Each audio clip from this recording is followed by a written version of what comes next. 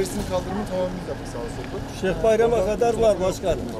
31 Mart 2024 öncesi söz verdiğimiz gibi saha çalışmalarını yoğun bir şekilde sürdürüyoruz. Bugün Abdülgaffar mahallemizde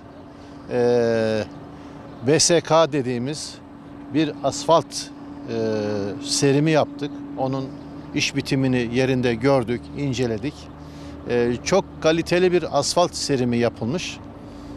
Bunu yapan Fen İşleri'nden sorumlu başkan yardımcımıza, Fen İşleri müdürümüze, ilgili ekibe, tabii ki burada refakat eden muhtarlarımıza, encümenimize, meclis üyemize ve kanaat önderlerimize hepsine ayrı ayrı teşekkür ediyoruz.